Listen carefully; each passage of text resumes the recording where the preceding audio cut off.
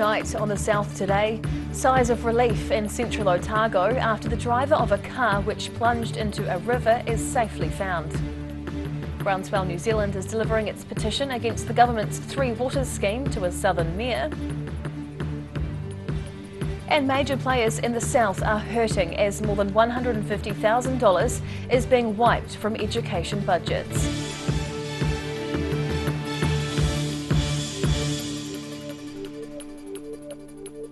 Kia ora, good evening, I'm Hannah Wilkins. The driver of a car that went into the Clutha River near the Roxburgh Dam has been found safe and well today. Police say they also know the location of the vehicle now too. After reports of a car going into the river earlier this week, police had called for information from the public. The Otago Daily Times understands police were alerted mid-afternoon on Tuesday after a walker at Roxburgh Hydro Village discovered signs a vehicle had crashed through a fence and dropped about 15 metres into the river. A police search began in earnest on Tuesday evening and a larger police presence was at the scene yesterday. Police say that information received from the public helped them locate the driver, who was safe and well.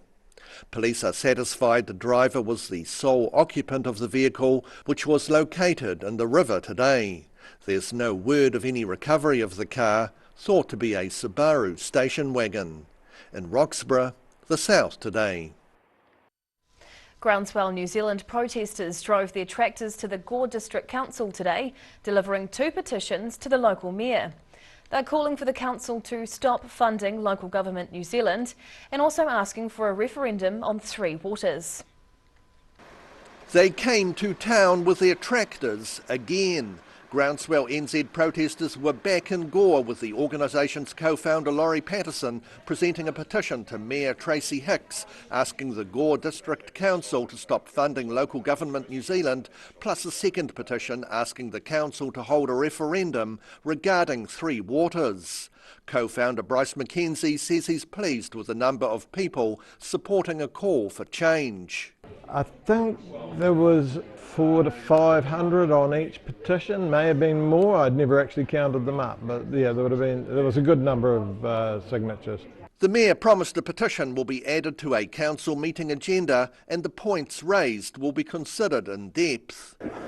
I guess a good functioning democracy means that people can say what they think, and they're letting us know what they think, and that's great, and we take that on board as we make decisions. However, he says it's important to realise the district needs partnerships with the government to help pay for upcoming infrastructure bills. We know that we need to spend a whole lot of money on our infrastructure. As a small community, we really struggle to do that, so we need to be able to partner with government. So just getting the right model to partner with government is really our focus. Groundswell NZ was formed in West Otago in 2020 to oppose the government's policies on fresh water. In Gore, the south today. With borders open and the first day of the Cardrona Alpine Resort ski lift at McDougall's up and running, many avid skiers went searching for fresh powder to play on. The recent storm has brought 91 centimetres of snow to the base area, providing the resort with a solid foundation for the start of winter. Whether it was making snow angels, strapping on the skis or heading out on that first run, there was fun for everyone and their dog at opening day of the McDougall's Chondola at Cardrona. The Donovan family from Australia were among those loving it. It's first time on the snow today, so we're wrapped and excited that it's open and can't wait to get into it. The chairlift gondola, which has been named the Chondola, was busy for most of the day with many people like the Donovan family keen to get amongst it. The road to the ski field was clear with some occasional ice and grit above Valley View this morning. Chains were required for 2-wheel drive vehicles.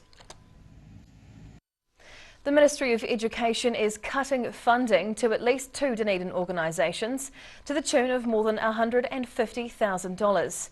The enriching local curriculum funding cuts have affected the Otago Museum and Orokonui Eco Sanctuary, while the Public Art Gallery says it's currently in discussions. Otago Museum's director is calling in the local big guns for support. A man on a mission.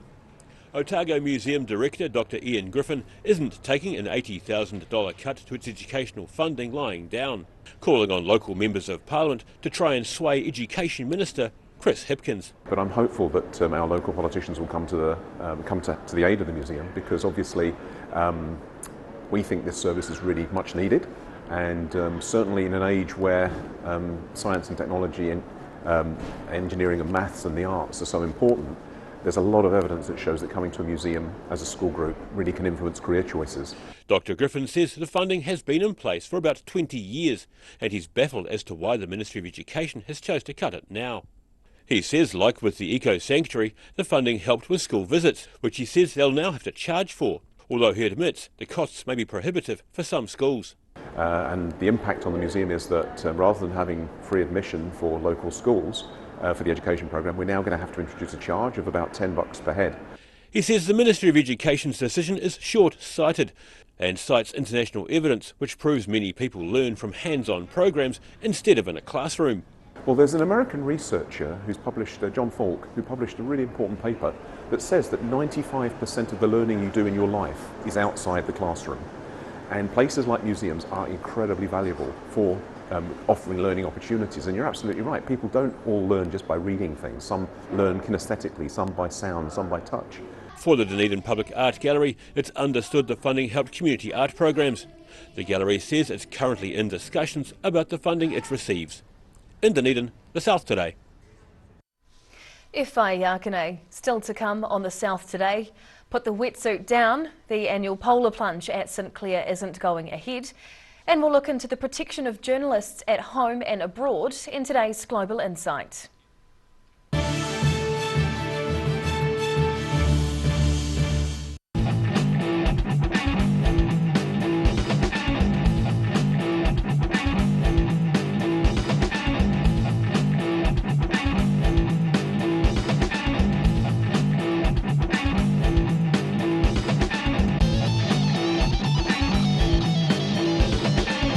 Hi, my name's Matt and I'm the Dines Group CEO. Dines is a company that's focused on selling logistics solutions to its customers. We're passionate about selling efficiency, and we've been selling efficiency for over 50 years now.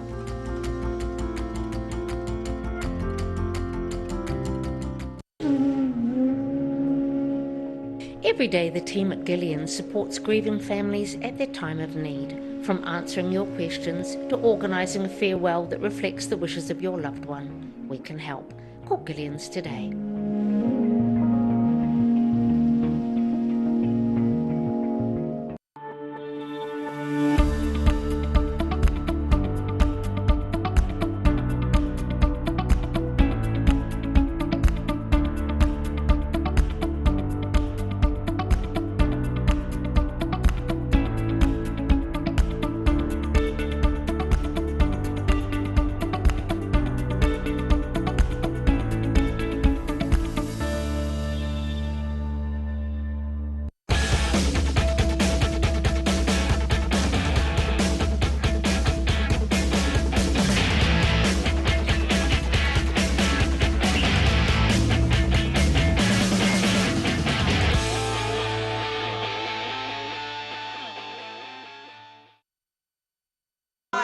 We're Age Concern Otago.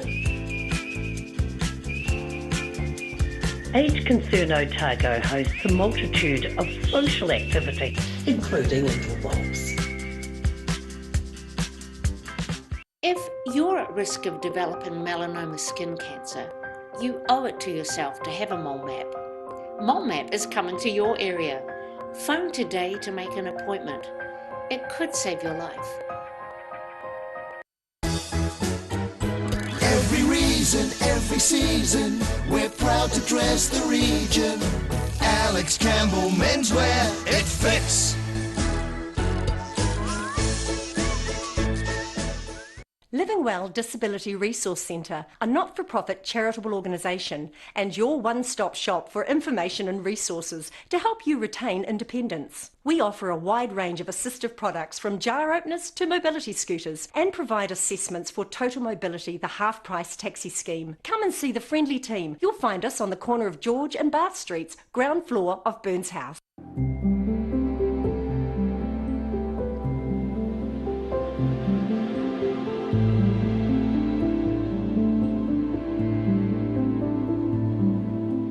He fakes. Slam dunk! It's My Mate John's Slam Dunk Deals. Check it out. 22% off lounge suites, 35% off king beds, 21% off bedsides, wardrobes and dressers, 24% off TV units and buffets, 28% off dining and 29% off armchairs. Plus loads more in store. Slam Dunk Deals. Where did you get that furniture from? Stafford Street and My Mate John.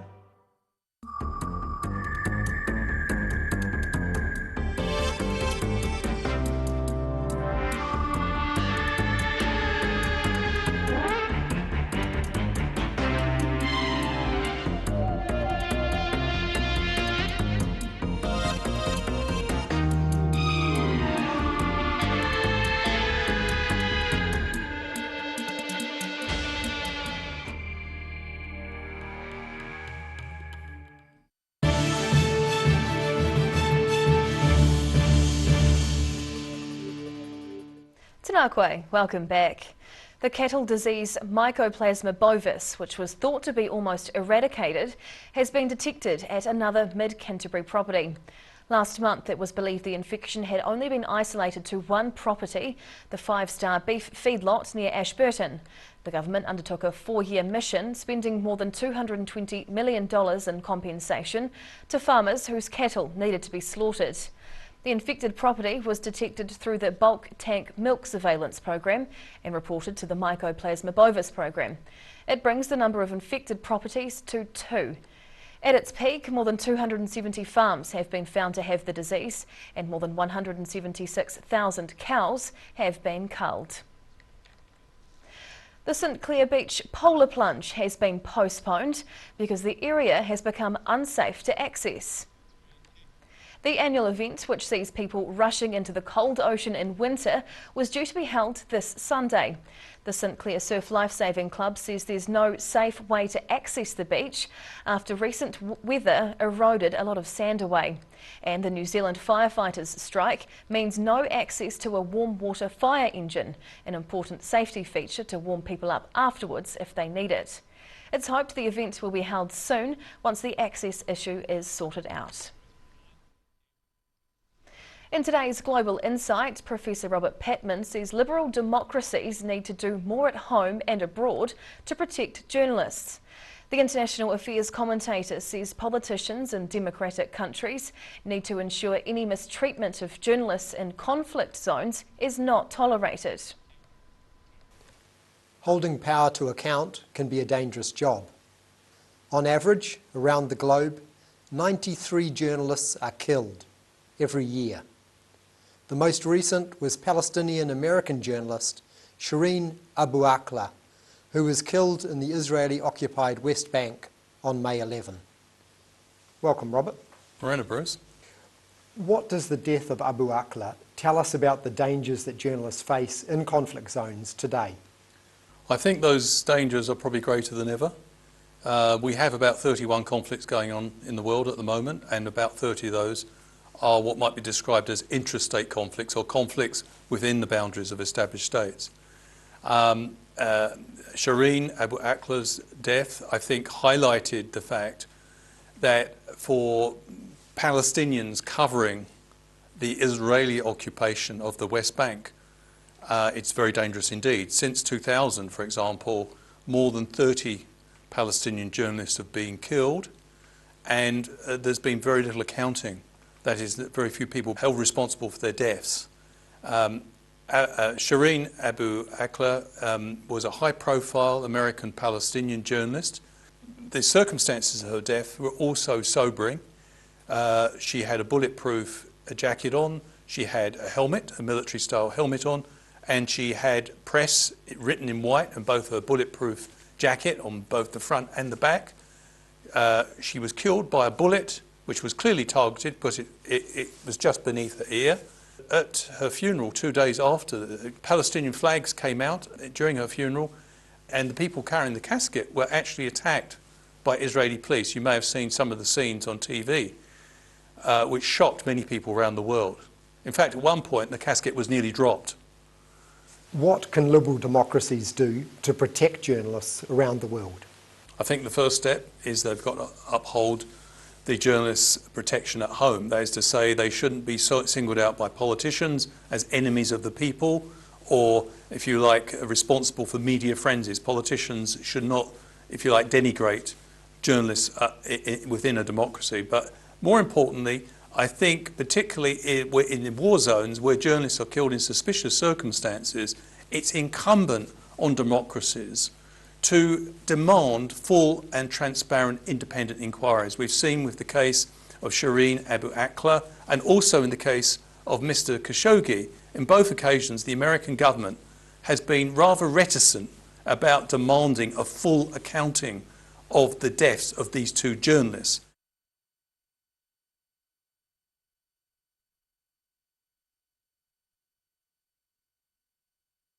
And you can watch the full interview with Professor Patman online at odt.co.nz. Whaiakene after the break on the South today. It's 1 in and 1 out for the Otago Nuggets basketball team after a player shake-up. And we'll take a look at the weather as we ease into the weekend.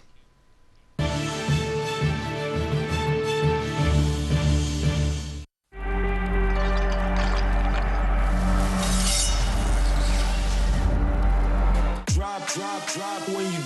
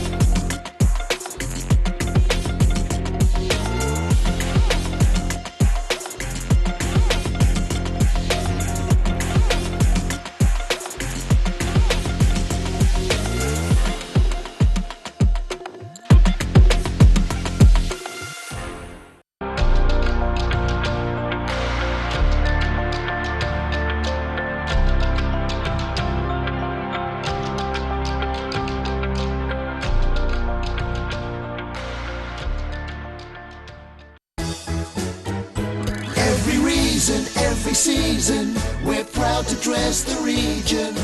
Alex Campbell Menswear, it fits.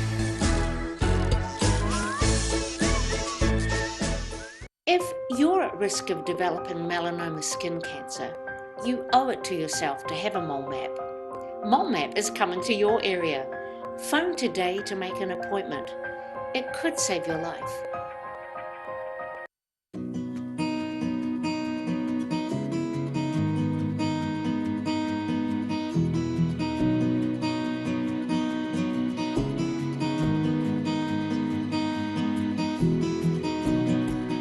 A poorly maintained heat pump can lose up to 35% of its output. The Mr. Heat Pump Cleaner team are experts. Their specially developed chemical wash is totally biodegradable. Call Mr. Heat Pump Cleaner and get the job done by the professionals. He fakes slam dunk! It's My Mate John's Slam Dunk Deals. Check it out. Slam Dunk Deals. Only at John's Furniture Warehouse, Stafford Street and online. And My Mate John.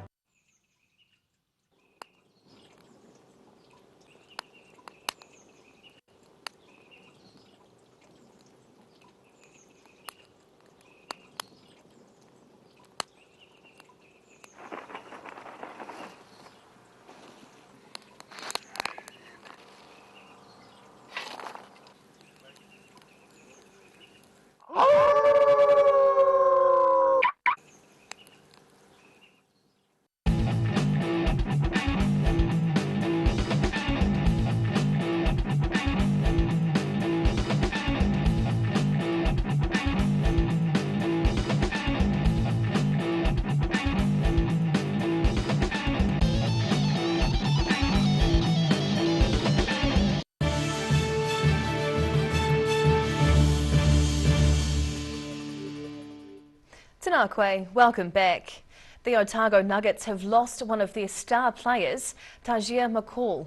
He's made a last-minute return to the United States with the hopes of playing in the NBA. His replacement is another US import who started off playing football in high school but was identified as a promising young basketball star. A new import player for the Otago Nuggets basketball team. 23-year-old Trey Boyd III is the team's newest addition, arriving quickly halfway through the season to replace previous star import Taj McCall. McCall left the Nuggets after just 2 months, with their blessing, returning to the US after being given a chance to try out for the NBA. My agent, she brought it to me and was just like, would I consider coming to a place like this? I said, most definitely. And she said, I'll call you tomorrow and see what the details are. And then called me the next day. And I was like, they interested. So 2 days after that, finalized, and I was on the plane. New arrival Boyd says he's not much into analysing his game stats and numbers, instead playing more instinctively, but always as part of a team. I'm just learning everything day by day, but I'm excited to play, just ready to showcase what I can do, but do it within the team. He started off in Memphis as a high school football star before switching to basketball in college after finding the high air and hoops more entertaining. The 6'4" basketballer has already had a season playing overseas in Finland, where he got to shed his rookie wings. It was very physical, but individual skill was also there too. But the team, it was definitely a great learning experience on just how to play with other guys who's similar to you and adjust on the fly. So it was definitely good for me. A number of players have used the New Zealand National Basketball League as a stepping stone to the Australian one, and Boyd's open to that happening, even if he's not too sure about his geography. I kind of like New Zealand, so I'm sure Australia is probably the same way, so definitely wouldn't mind doing that either. Boyd's first game with the Nuggets could be as early as tonight against the Auckland Tuatara. In Dunedin, the South Today. And now recapping tonight's top stories on the South Today. There's relief in central Otago after a driver of a car which plunged into a river has been found safe and well. Groundswell New Zealand has delivered its petition against the government's Three Waters scheme to a southern mayor. And ministry-driven cuts are hurting the Otago Museum and Orokonui Eco Sanctuary as more than $150,000 is wiped from education budgets. And time now for a look at the weather. Tonight's weather proudly brought to you by Mole Map. Looking at the situation, mostly settled weather is expected for the next week or so, with plenty of cloud through the weekend and more sunshine next week. Heading to the top of the South Island first. Well, cloudy with rain and 13 degrees tomorrow in Nelson. Greymouth will be showery with light winds and 14 degrees, while Christchurch looks drizzly and overcast with 10 degrees. To our southern towns now. Cloudy with light winds through here tomorrow, with Balclutha and Lumsden heading for a high of 10 degrees. The Catlins and Gore pick up a bit of that cloud too, and slightly cooler with 9 degrees. Travelling westwards to the Central Lakes area. The light winds and high cloud continue up through the middle here as well, with Alexandra and Tiano making it to that perfect 10 tomorrow. Wanaka and Queenstown will be just behind on 9. To the northern towns next. Well, again, mostly fine through here, which makes a nice change after the wild few days of wind and rain. Still not overly warm though. Timaru gets 11, while Uamaru, Twizel and Omarama get up to 10 degrees.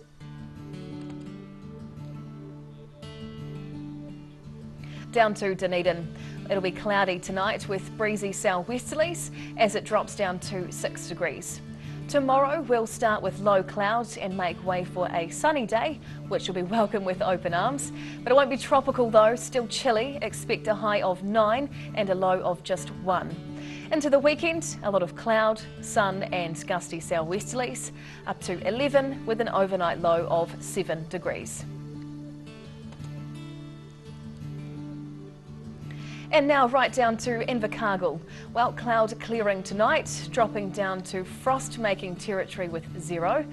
Friday looks cool and cloudy with a high of 11 degrees and then down to 4. And Saturday, welcome to the weekend. It'll bring some more of the same with the addition of fresh southwesterlies again. Up to 9 degrees and then down to 5 degrees as the overnight low. And that's the news this Thursday. For the latest news and videos from the southern region, head online to odt.co.nz. And you can follow Channel 39 on YouTube to catch our news bulletins on demand. Nō reira, kia pai te po, ka kite anō.